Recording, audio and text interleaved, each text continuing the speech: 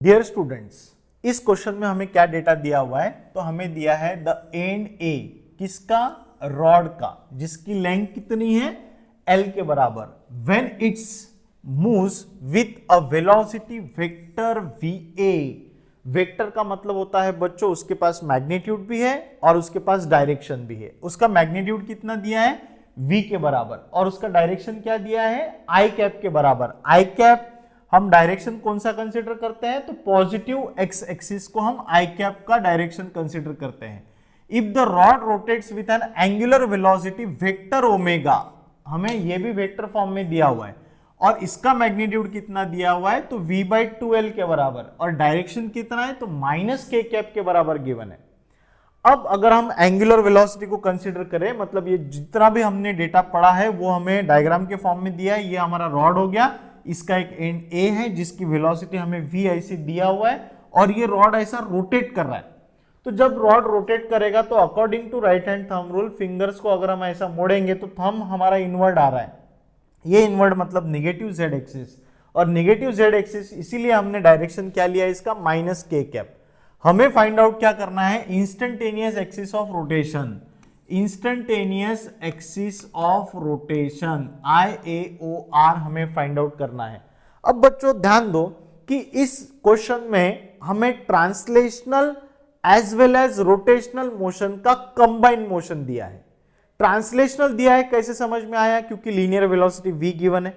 Rotational given है, rotational motion given है, ये कहां से समझ में आया, क्योंकि हमको ओमेगा गिवन है।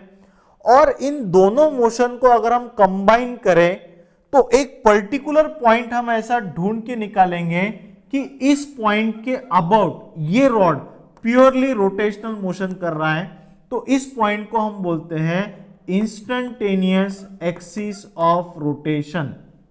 अब ये पॉइंट की खासियत ऐसी होती है कि जो कंबाइंड मोशन में से रोटेशन मोशन है जिसकी एंगुलर वेलोसिटी ओमेगा है, तो इस पॉइंट के अबाउट भी उसकी एंगुलर वेलोसिटी, मतलब ट्रांसलेशनल तो हम कंसीडर ही नहीं करेंगे, इस पॉइंट के अबाउट भी उसकी एंगुलर वेलोसिटी ओमेगा के बराबर ही रहेगी।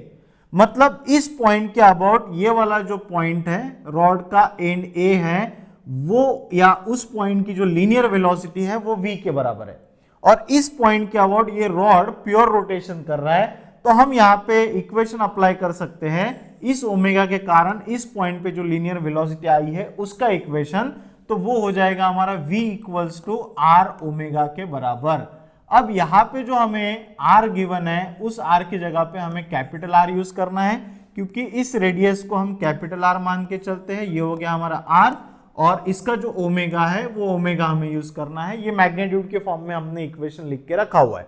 v हमें कितना गिवन है, v के बराबर, r हमें फाइंड आउट करना है कितना है, और ओमेगा कितना दिया हुआ है, तो ओमेगा का मैग्नीट्यूड हमें दिया है v/2l के बराबर। यहां से v कैंसिल हो गया, तो r इक्वल्स टू हमें मिला है 2l के बराबर।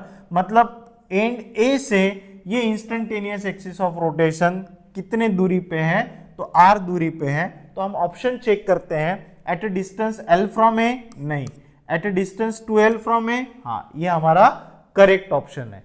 होप सो आपको ये क्वेश्चन बहुत अच्छे से समझ में आया होगा। Thank you so much.